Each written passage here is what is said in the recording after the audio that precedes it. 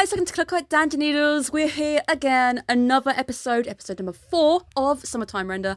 This anime just got a hell of a lot more confusing. My mind was on the floor. The twist didn't come where I thought the twist would be, and I've been doing a lot of thinking between episodes 3 and 4, so I'm excited to share with you some of my thoughts and now what I believe the storyline is. I think I figured a few things out. Probably going to have the rug pulled from under my feet again, but I think I've got it, and I can't wait to explain where I think it fits in and go through it with you guys. Before we get going, make sure you guys are subscribed. We are aiming to hit 1k of subscribers by the end of the year because I want to do live streams. It would be really cool if we could do a Christmas live stream or something and we get to talk about anime of this year, talk about an anime in general, just discuss everything. It will be fun, but we need to have more noodlings in the bag still. So keep doing what you're doing. Thank you guys so much for continuous support. It means so much because I get to talk about anime with you guys, and I love that. That's one of my favourite things. So let's get going because episode 3 ended on the biggest cliffhanger, and now episode 4 has now ended on an even bigger cliffhanger. Ushio isn't dead, and I am fully convinced this is the complete real Ushio. I'm going to tell you how I think it fits in a little bit later. I do believe that the Ushio at the funeral is a shadow, and that shadow ends up being burnt or cremated. Interesting, unless they slip out of the coffin before, there could still be 2 Ushios running around. I did initially consider the fact that Ushio was like Shinpei and able to do the loops. I don't think Ushio can do the looping. Now that we've seen the whole episode, I don't believe that is the case. But that is something that ran through my mind. I'm going to put it here in case it comes back, and I did say it at some point. I also wondered if Ushio's wish could be the reason for the loop. Now, I don't believe Ushio's wish comes from the real Ushio, even though that could be something that she would think. But she does deny even knowing what she said. And the wish is Shinpei has to find her and protect Mio. And I believe this means you've got to find either fake me or real me. I believe fake Ushio has done something to call Shinpei to her, and that's maybe the reason for the eyes. Perhaps there's the reason why the eyes have switched and one of those eyes looks a bit weird. Don't know yet, but I definitely think that wish is a reason for the looping and the fact that Shinpei is involved. Now, Ushio loves Shinpei, which I kind of figured that would be the case, but Mio also loves Shinpei. Now, this also could mean something. I know at the moment, Mio gets very, very jealous when she sees Ushio with Shinpei, and obviously we have the big twist at that point. I do wonder if this love triangle thing is actually more important to the plot than we're going to realise. Maybe it's actually Mio's bad thoughts or something that have caused it, or at some point she's been super jealous of Ushio, maybe for loving Shinpei, and then she's thought something bad. Don't know yet, but I want to put it there again. You know me, I'm putting everything on the table so we can all look at all the puzzle pieces and try making things fit. I do believe Ushio is telling the truth. She maybe passed out and then woke up a few days later down a beach, doesn't really remember anything because she said she's got a foggy head.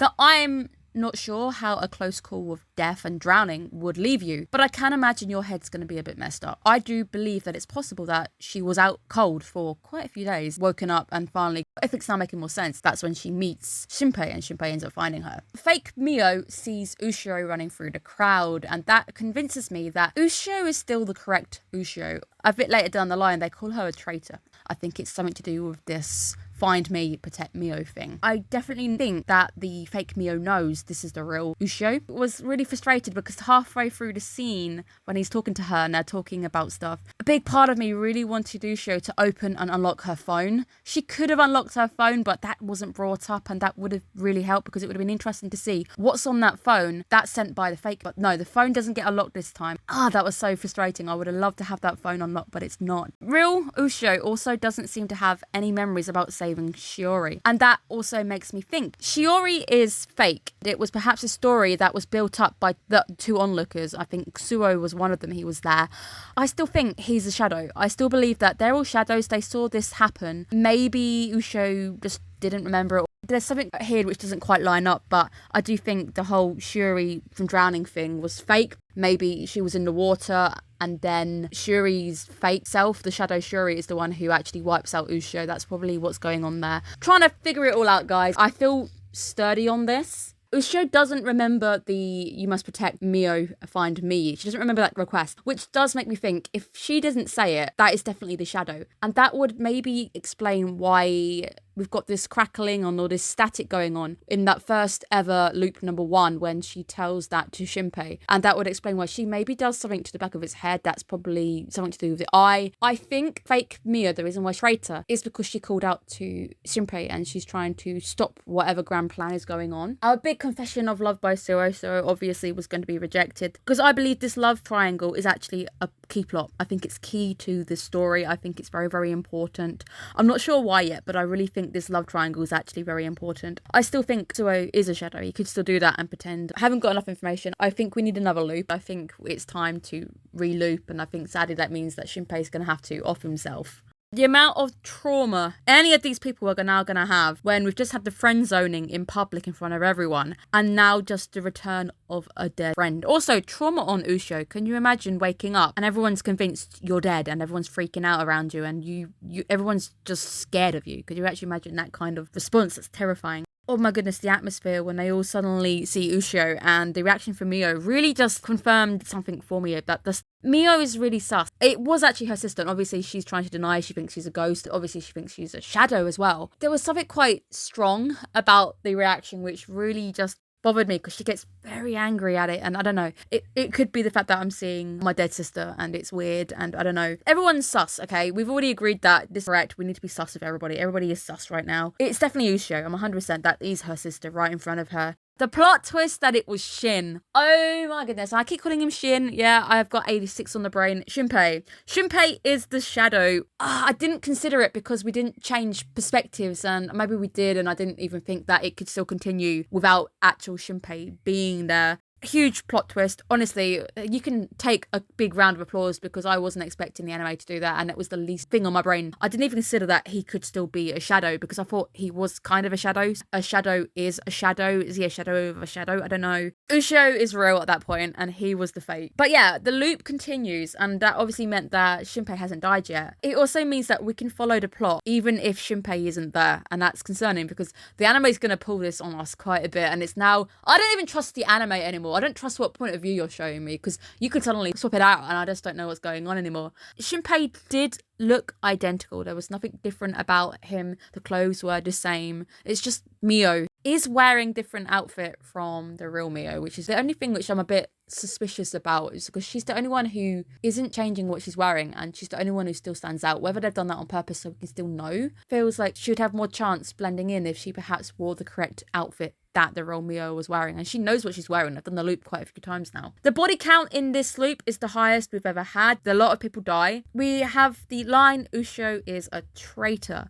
So what is the plan, and why is it nearly complete? We have the word mother. I don't know who mother is. Mother is about to wake up. Maybe it is something to do with this god idea. There's a lot of religion also rolled into it. The idea of the fisherman burning it and releasing it. Maybe that festival is very, very important to waking up a god. This is similar to Higurashi, because that was very similar, the idea of the religion at the end of that one. Shadow Shinpei is the most dangerous shadow, because Shadow Shinpei knows what he's been up to, what he's been researching. He knows about the looping. He is completely dangerous, but he does give us a hint. Shinpei is somehow able to wiggle time backwards to the 22nd. That is a very key date. That's when he becomes a hindrance to their plan. I think the 22nd is the day Ushio died. If he's able to stop that death occurring, it's going to be very difficult for them to actually execute whatever plan they're trying to do. And that is something I was toying with. Was he able to shift the start point of his loops? Because it did shift forward and he started off the boat for some reason. Can he make time go backwards? Which is going to be interesting to see if we can do that, because that doesn't seem like it would be a very easy thing to figure out. He's got to die a few times to work out how to get time to go back. There's so much trauma. How much trauma and therapy do Suguru and this guy need? Seeing themselves die repeatedly. The arm snapping scene. It grossed me out in Promised Neverland. It still grosses me out. For some reason, when it's done like this in anime, I just feel like I'm going to throw up. I hate this scene. I don't want to see this scene ever again. But who is Mother? The boob lady finally shows herself. I actually had her name pinned on one of the episodes, and I haven't redug her name up again, so she is still boob lady. I am apologizing to her. She totally was there. She was sent to stop the shadows. She definitely had an eye on Shiori. I am so happy that she's actually saved Shinpei, but we are still on loop number 4. We haven't progressed. We're still on the same loop. The plot is getting very twisty. Ushio was totally real, so I'm going to go through it now. She woke up days later and her head's foggy. Mio, Shiori, and maybe some of the friends, maybe more people, are actual shadows. They've been shadows all this time. Mio loves Shinpei. I do wonder if her wish and her jealousy at Ushio liking Shinpei as well is perhaps something to do with her wish and all of this. Maybe that desire, that jealousy is key to this. Maybe that's the reason why Mio is wearing a different uniform at the start and she doesn't seem to want to change it. I do think something important is going on there. Fake Ushio is the one who called to Shinpei. She gave him the find me, protect Mio thing.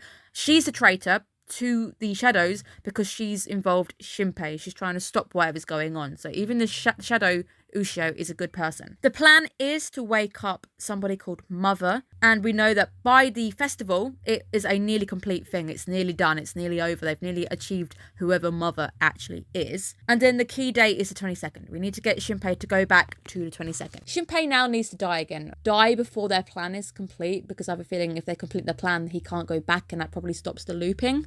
Another fun fact I worked out whilst thinking that the main character was somebody they're not, I found out the main character is Tangiero. Yeah, Tangiero's back, and it doesn't actually sound like Tangiero for once, because I had this whole thing going in Cybercode Bisco. It really did sound like Tangiero, and all I could actually hear was Tangiero from Demon Slayer. It is Tangiero from Demon Slayer, but at one point I really thought it was the bad guy from My Hero Academia, and it's not. It would be cool if it was him, because I love him as well, but it's not. It is Tangiero. Good on you, mate. Your voice acting had me fooled to think you were someone else, so good on you. I don't want Tangiero to keep dying, but we're going to have to watch it over and over again now. A fantastic episode. So many plot twists going on. I legitimately had my brain on the floor when it was actually Shinpei who was the fake. I didn't see it coming. Absolute hats off to them for doing that. I think because we'd seen it from his point of view all that way, they were able to pull one on us like that. Now that they've pulled it on us, they can't get away with doing it again for a little bit, so they're going to have to lull me into a false sense of security. But hats off to you. I really wasn't expecting that. So fantastic episode. I trust my gut. That is the real Ushio, and she's not dead. All the people who were complaining, I know there was like a lot of complaints on forums that the hot girl was dead. She's not dead, guys. She's back. You can continue to watch it now. You can watch the anime now, guys. It's okay. Thank you guys so much. I hope you enjoyed my rambling thoughts and all of my theories and processing on this anime. Have a good day, guys. Make sure you're enjoying the weekend. Have a good one, guys. Bye-bye.